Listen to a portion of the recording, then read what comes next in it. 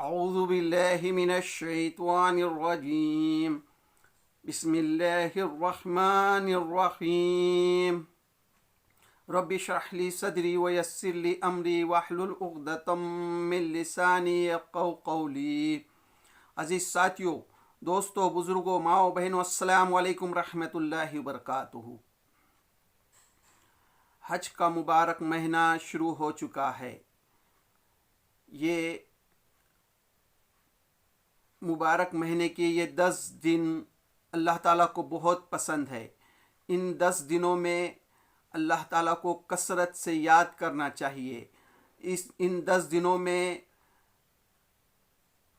زبان پر سبحان اللہ، الحمدللہ، اللہ اکبر، لا الہ الا اللہ کا ذکر کثرت سے کرنا چاہیے۔ انشاءاللہ ان 10 دنوں میں ہم قرآن مجید میں ابراہیم علیہ السلام کی جو سیرت بیان کی ہے اس کا حاصل مطالعہ آپ کے سامنے رکھنے کی کوشش کریں گے۔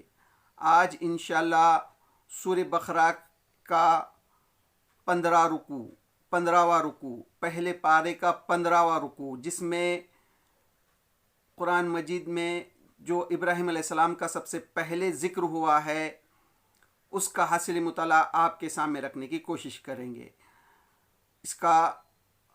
اس میں 122 سے 129 نمبر کی آیتیں ہیں۔ سورہ بقرہ کی 122 سے 129 نمبر کی آیتیں۔ 122 نمبر کی آیت میں اللہ تعالیٰ فرماتا ہے، اے بنی اسرائیل، یاد کرو میری وہ نعمت جسے میں نے تمہیں نوازا تھا، اور یہ کہ میں نے تمہیں دنیا کی تمام قوموں پر فضیلت دی تھی۔ اللہ تعالیٰ یہاں جو ہے بنی اسرائیل کو یاد دلا رہا ہے کہ یاد کرو وہ نعمت، یعنی وہ نعمت جو اللہ تعالیٰ نے ان کو دی تھی۔ ابراہیم علیہ السلام کے 2 بیٹے، حضرت اسماعیل علیہ السلام اور حضرت اسحاق علیہ السلام۔ حضرت اسحاق علیہ السلام سے جو نسل چلی، یعقوب علیہ السلام، یعقوب علیہ السلام کے بعد یوسف علیہ السلام، تو اس طرح سے یعقوب علیہ السلام کو اسرائیل کہا گیا، بنی اسرائیل۔ بنی اسرائیل یعنی عبرانی زبان میں اسے اللہ کا بندہ کہتے ہیں، جس طرح سے عربی زبان میں عبداللہ یعنی اللہ کا بندہ، اسی طرح بنی اسرائیل یعنی اللہ کا بندہ اس کے معنی ہوتے ہیں۔ تو اللہ تعالیٰ جو ہے بنی اسرائیل کو یاد دلا رہا ہے کہ یاد کرو میری وہ نعمت جس سے میں نے تمہیں نوازا تھا، یعنی اللہ تعالیٰ نے ان کے اس میں جو ہے بے شمار نبیوں کو بھیجے، تو وہ نعمت اللہ تعالیٰ یاد دلا رہا ہے ان کو، اور یہ کہ میں نے تمہیں دنیا کی تمام قوموں پر فضیلت دی تھی، یعنی تمہارے میں بے شمار نبی بھیجے، تم کو دنیا کی تمام قوموں پر فضیلت عطا کی تھی۔ اور ڈرو اس دن سے جب کوئی کسی کا ذرہ کام نہ آئے گا، نہ کسی سے فدیہ قبول کیا جائے گا، نہ کوئی سفارش ہی آدمی کو فائدہ دے گی، اور نہ مجرموں کو کہیں سے کوئی مدد پہنچے گی۔ یعنی قیامت کے دن سے ڈرنے کا اللہ تعالیٰ یہاں پر ذکر کر رہا ہے کہ ڈرو اس دن سے، قیامت کے دن سے ڈرو، جس دن جو ہے تو کسی کا کوئی کام نہیں آئے گا۔ پھر آگے اللہ تعالیٰ فرماتا ہے، یاد کرو جب ابراہیم کو اس کے رب نے چند باتوں میں آزمایا۔ اللہ تعالیٰ اب یہاں پر ابراہیم علیہ السلام کا ذکر کر رہا ہے کہ اللہ تعالیٰ نے جو ہے ابراہیم علیہ السلام کو چند باتوں میں آزمایا اور وہ ان سب میں پورا اتر گیا۔ تو اس نے کہا، اللہ تعالیٰ نے جو ابراہیم، یاد کرو جب ابراہیم کو اس کے رب نے چند باتوں میں آزمایا اور وہ ان سب میں پورا اتر گیا۔ ابراہیم علیہ السلام کی پوری زندگی سراسر قربانی ہی قربانی تھی۔ دنیا میں جتنے چیزیں ایسے ہیں جن سے انسان محبت کرتا ہے، ان میں سے کوئی چیز ایسی نہ تھی جس کو حضرت ابراہیم علیہ السلام نے حق کے خاطر قربان کیا ہو، اور دنیا میں جتنے خطرات ایسے ہیں جن سے آدمی ڈرتا ہے، ان میں سے کوئی خطرہ ایسا نہ تھا جسے انہوں نے حق کی راہ میں نہ جھیلا ہو۔ یعنی دنیا میں ابراہیم علیہ السلام نے وہ قربانی دی جو کوئی انسان نے آج تک نہیں دی، یعنی جان سے محبت، ماں باپ سے محبت، وطن سے محبت، اولاد سے محبت، یہ سب کچھ ابراہیم علیہ السلام نے قربان کیا دین کے خاطر، اللہ کے لیے۔ پھر آگے اللہ تعالیٰ فرماتا ہے تو اس نے کہا میں تجھے سب لوگوں کا پیشوا بناؤں گا، پیشوا بنانے والا ہوں۔ ابراہیم نے عرض کیا اور کیا میری اولاد سے بھی یہی وعدہ ہے؟ اس نے جواب دیا میرا وعدہ ظالموں کے متعلق نہیں ہے۔ یعنی اللہ تعالیٰ نے ابراہیم علیہ السلام سے کہا کہ جب ابراہیم علیہ السلام پوری آزمائش میں اللہ تعالیٰ نے جو جو ان کو آزمایا اس میں پورے اترے، تو اللہ تعالیٰ نے کہا کہ میں تمہیں پیشوا بنانے والا ہوں، میں تمہیں امام بنانے والا ہوں۔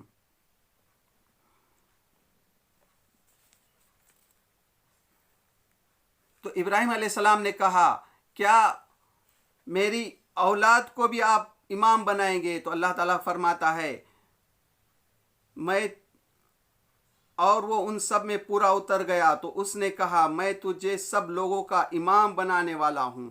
ابراہیم نے عرض کیا اور کیا تو میری اولاد سے بھی یہی وعدہ کرتا ہے؟ ابراہیم علیہ السلام کہتے ہیں کیا میری اولاد سے بھی تو یہی وعدہ کہتا ہے؟ تو اللہ تعالیٰ کہتا ہے کہ اس نے جواب دیا میرا وعدہ ظالموں کے متعلق نہیں ہے، یعنی جو لوگ ظالم ہیں ان کے متعلق نہیں ہے۔ ظلم یعنی ظلم یہ بھی ہے کہ کفر کرنا۔ اللہ تعالیٰ نے انسان کو صرف اور صرف اس کی عبادت کے لیے پیدا کیا ہے، لیکن انسان اپنی فطرت سے ہٹ کر جب نافرمانی کفر کرتا ہے تو وہ اپنی فطرت پہ ظلم کرتا ہے۔ تو اللہ تعالیٰ کہتا ہے کہ ظالموں کے متعلق میرا وعدہ نہیں ہے۔ پھر آگے اللہ تعالیٰ فرماتا ہے اور یہ کہ ہم نے اس گھر خانہ کعبہ یعنی گھر خانہ کعبہ کو لوگوں کے لیے مرکز اور امن کی جگہ قرار دیا تھا، یعنی یہ جو خانہ کعبہ ہے مرکز اور امن کی جگہ قرار دیا تھا، اور لوگوں کو حکم دیا تھا کہ ابراہیم جہاں عبادت کے لیے کھڑا ہوتا ہے اس مقام کو مستقل جائے نماز بنا لے۔ اللہ تعالیٰ نے حکم دیا کہ جو ابراہیم علیہ السلام نے جو جہاں عبادت کے لیے کھڑے رہے اس کو مستقل جائے نماز بنا لو، اور ابراہیم اور اسماعیل کو تاکید کی تھی کہ میرے اس گھر کا طواف اور اعتکاف اور رکوع اور سجدہ کرنے والوں کے لیے پاک رکھو۔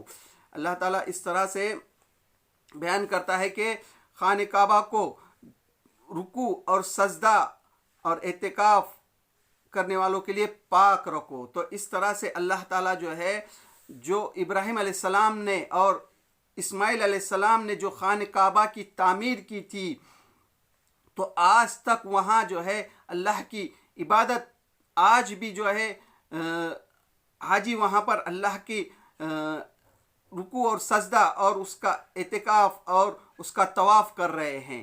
پھر آگے اللہ تعالیٰ فرماتا ہے اور یہ کہ ابراہیم نے دعا کی، ابراہیم علیہ السلام نے جو دعا کی اس کا ذکر کر رہا ہے اللہ تعالیٰ، اور یہ کہ ابراہیم نے دعا کی اے میرے رب اس شہر کو امن کا شہر بنا۔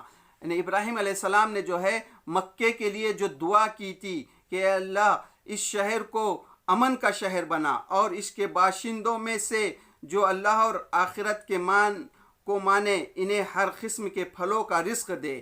اور جو ابراہیم علیہ السلام نے دعا کی کہ اللہ جو لوگ آخرت کو مانے اور انہیں ہر قسم کا پھل اور رزق دے، تو یہ دعا اللہ تعالیٰ نے قبول کی۔ آج بھی وہاں پر جو ہے اچھے قسم کے جو پھل ہے دنیا سے وہیں جاتے ہیں، یعنی وہ ریگستان وہاں کوئی چیز پکتی نہیں ہے، پھر بھی دنیا کے اچھے اچھے پھل جو ہے وہاں پہنچتے ہیں۔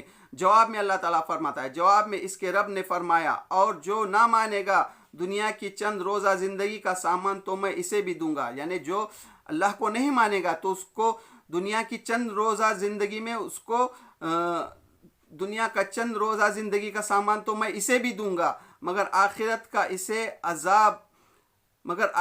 آخرکار اسے عذاب جہنم کی طرف گھسیٹوں گا، اور وہ بدترین ٹھکانہ ہے۔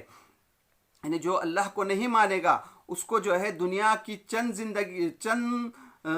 چند سامان دوں گا، لیکن آخرت میں جو ہے اس کو جہنم میں ٹھوس دوں گا۔ تو اس طرح سے جو ابراہیم علیہ السلام نے دعا کی تھی، تو اللہ تعالیٰ نے کہا کہ وہاں پر جو بسنے والے ہیں ان کو اچھا رزق کو دوں گا، جو فرما بردار ہیں، جو اللہ کو مانیں گے، اور اس کے ساتھ جو اللہ کو نافرمانی بھی کریں گے تو ان کو دنیا کا رزق دوں گا، لیکن آخرت میں اس کو جہنم میں ڈال دوں گا۔ پھر آگے اللہ تعالیٰ فرماتا ہے، اور یاد کرو ابراہیم اور اسماعیل جب اس گھر کی دیوار اٹھا رہے تھے، خانہ کعبہ کی جب تعمیل کر رہے تھے، ابراہیم علیہ السلام اور اسماعیل علیہ السلام، اس کا ذکر اللہ تعالیٰ کر رہا ہے۔ تو دعا کرتے جاتے تھے، اے ہمارے رب ہم سے یہ خدمت قبول فرما۔ تو اللہ تعالیٰ سے دعا کرتے تھے کہ اللہ ہم سے یہ خدمت قبول فرما، تو سب کی سننے اور سب کچھ جاننے والا ہے، تو جو ہے تو سب کی سنتا ہے اور سب کچھ جانتا ہے۔ پھر آگے اللہ تعالیٰ فرماتا ہے، اے رب ہم دونوں کو اپنا مسلم بنا۔ اللہ تعالیٰ یعنی ابراہیم علیہ السلام دعا کرتے ہیں کہ اے رب ہم کو مسلم بنا، یعنی فرما بردار، مسلم یعنی تیری اطاعت کرنے والا بنا۔ ہماری نسل سے ایک ایسی قوم اٹھا جو تیری مسلم ہو، اور ہماری نسل سے ایک ایسی قوم اٹھا جو تیری مسلم ہو۔ ہمیں اپنی عبادت کا طریقہ بتا، اور ہمیں جو ہے تو تیری عبادت کا طریقہ بتا، اور ہماری کوتاہیاں سے درگزر فرما۔ تو بڑا معاف کرنے والا اور رحیم ہے، تو جو ہے تو بڑا معاف کرنے والا اور رحم فرمانے والا ہے۔ تو دنیا میں جو ہے ابراہیم علیہ السلام سے جو کہ دو بیٹوں سے، اسماعیل علیہ السلام سے جو آخری نبی حضرت محمد مصطفیٰ صلی اللہ علیہ وسلم آئے، تو وہ آخر میں آئے۔ اس حضرت ابراہیم علیہ السلام کے دوسرے فرزند حضرت اسحاق علیہ السلام سے جو نسل چلی، یعقوب علیہ السلام، اس کے بعد یوسف علیہ السلام، پھر موسیٰ علیہ السلام آئے، سلیمان علیہ السلام آئے، موسیٰ علیہ السلام آئے، اس میں بے شمار نبی آئے۔ تو ان سب کی بھی جو تعلیم تھی وہ یہی تعلیم تھی جو آخری نبی حضرت محمد مصطفیٰ صلی اللہ علیہ وسلم لے کر آئے۔ موسیٰ علیہ السلام نے کوئی یہودیت کا دین نہیں پیش کیا، نہ عیسیٰ علیہ السلام نے عیسائیت کا پیش کیا، انہوں نے بھی یہی دین پیش کیا جو آخری نبی حضرت محمد مصطفیٰ صلی اللہ علیہ وسلم پیش کر رہے ہیں۔ یعنی ابراہیم علیہ السلام کا دین وہی تھا جو آخری نبی حضرت محمد مصطفیٰ صلی اللہ علیہ وسلم پیش کر رہے ہیں۔ تو اللہ تعالیٰ یہاں پر جو ابراہیم علیہ السلام نے اور حضرت اسماعیل علیہ السلام نے جو دعا کی تھی وہ بڑا، اور یاد کرو ابراہیم اور اسماعیل جب اس گھر کی دیوار اٹھا رہے تھے تو دعا کرتے جاتے تھے، اے ہمارے رب ہم سے یہ خدمت قبول فرما، تو سب کی سننے اور سب کچھ جاننے والا ہے۔ اے رب ہم دونوں کو اپنا مسلم یعنی فرما بردار بنا۔ ہماری نسل سے ایک ایسی قوم اٹھا، یعنی ابراہیم علیہ السلام کی نسل سے ایک ایسی قوم اٹھا جو تیری مسلم ہو، یعنی موسیٰ علیہ السلام، عیسیٰ علیہ السلام، سلیمان علیہ السلام، جتنے نبی آئے ہر ایک کی دعوت یہی تھی، ہمیں اپنی عبادت کا طریقہ بتا اور تیری عبادت کا طریقہ بتا، اور ہماری کوتاہیاں سے درگزر فرما۔ تو بڑا معاف کرنے والا اور رحم فرمانے والا ہے، تو جو ہے تو بڑا معاف کرنے والا اور رحم فرمانے والا ہے۔ اور اے رب ان لوگوں میں خود انہی کی قوم سے ایک ایسا رسول اٹھا، اور دعا کی تھی کہ ان لوگوں میں انہی کی قوم سے ایک ایسا رسول اٹھا جو انہیں تیری آیت سنائے، ان کو کتاب اور حکمت کی تعلیم دے اور ان کی زندگیاں سنوارے۔ تو بڑا زبردست اور غالب اور حاکم ہے، تو جو ہے تو بڑا زبردست اور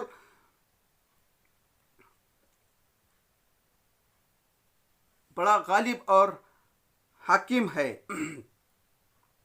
تو اس طرح سے جو ہے اللہ تعالیٰ جو ہے